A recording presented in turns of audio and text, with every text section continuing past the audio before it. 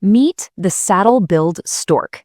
In the wild, this bird is an icon of the African wetlands, a master of its domain.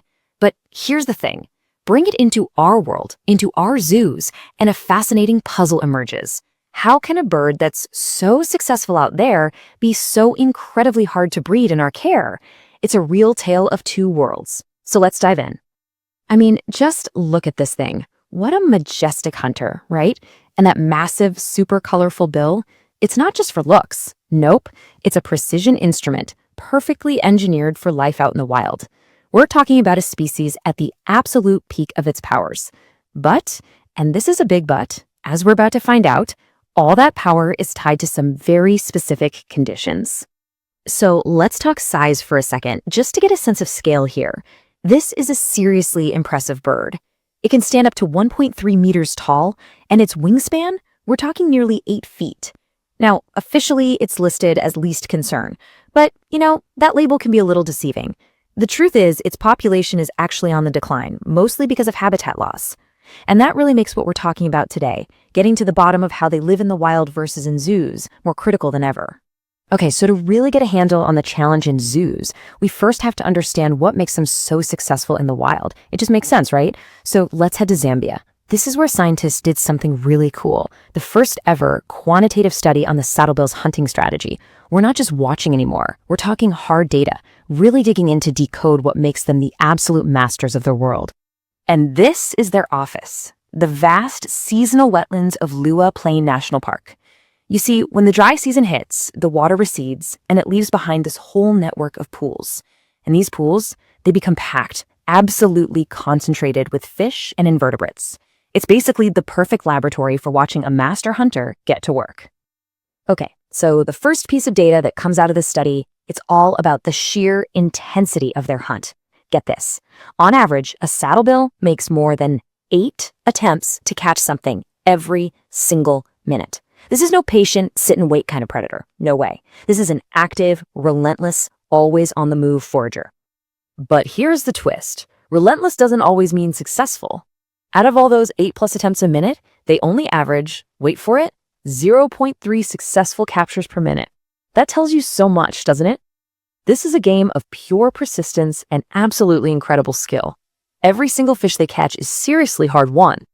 And this next part is where we see just how specific their needs are. The data points to a crystal clear sweet spot for hunting, and that sweet spot is water that's about 17.5 centimeters deep. We're talking roughly half the length of their leg. If the water gets any deeper or any shallower, their success rate just plummets. It is literally a game of inches. So what are they actually catching? Well, it's mostly small fish, 10 centimeters or less, and invertebrates. But, and this is maybe the most critical finding of all, a whopping 71% of their successful captures came from what's called tactile foraging. What does that mean? It means they hunt primarily by touch. They're feeling for their prey with that incredible bill, not just seeing it. And that little detail? It's going to be super important later. So, okay, we've got this picture now, right? A highly specialized, incredibly efficient hunter, perfectly in tune with its natural habitat, which leads us right back to our central mystery. If we know all this stuff, why on earth are we having so much trouble getting them to breed successfully in our zoos? And with that question, we're now stepping into the second world of our storks, the zoo. And let me tell you, the picture here changes dramatically.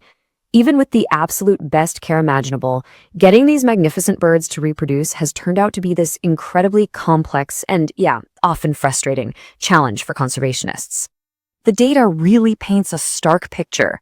A survey of zoos all across Europe and North America found that the most common category for breeding pairs was never bred successfully.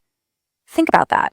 Even with a mate, a safe environment, everything they should need, something absolutely fundamental is just missing.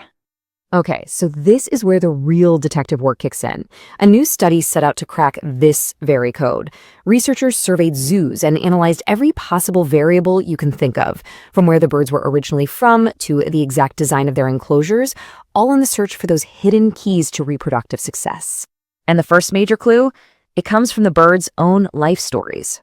It turns out the research found that pairs where the birds came from the wild, they produced significantly more clutches of eggs than pairs that were bred in captivity from the start.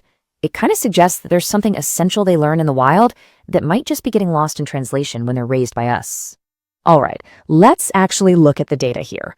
On the left, you see these bars that show the number of egg clutches laid. And it's pretty clear, right? The bars for the wild origin pairs are way higher than for the captive bred ones. Now, shift your eyes to the chart on the right. This one's about egg fertility. And there's a kind of a worrying trend here for the flight-restricted pairs, birds that have their wings clipped or pinned. It looks like they produce more infertile eggs, which really makes you wonder, is the ability to fly somehow linked to successful reproduction? The investigation keeps going with these next two charts. Let's look at the one on the left. This one compares nesting platforms, and the data seems to suggest that giving a pair one single stable platform gets you better results. Simple enough. But over on the right, we get a really fascinating social clue. Check this out. Every single successful breeding pair showed courtship behaviors, but so did a lot of the unsuccessful pairs. And that tells us something super important. Courtship is absolutely necessary, but it's no guarantee of success. So when you start putting all these clues together, a few key culprits begin to emerge. You've got social stress, right, from being housed with a bunch of other species. You've got flight restrictions, which might be messing up the delicate balance they need for mating. You have improper nesting sites. And then there's the huge mystery of mate choice. It seems like all of these things are playing a role. And this is what brings us right back to where we started, trying to connect these two very different worlds. All those lessons we learned from the wild, the need for that super specific habitat, the importance of all those natural behaviors, those are the exact things we need to figure out how to apply in zoos if we want to build a more hopeful future for these birds in our care. So, what's the ultimate takeaway from all this research? Well, it's that there is no magic bullet here. There's just not. We can't solve this with some simple checklist. Success isn't just about giving them a bigger enclosure or a slightly different diet. It's about really, truly understanding and then trying to recreate the incredibly complex web of things that all work together to make up a stork's world. The researchers themselves really say it best. After digging into every possible factor, their conclusion was crystal clear. And I'm quoting here, "No one single dominant variable is responsible for differences in saddle-billed stork reproductive activity."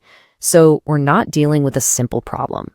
We're dealing with a really sophisticated biological system, and that demands a much more holistic approach from us.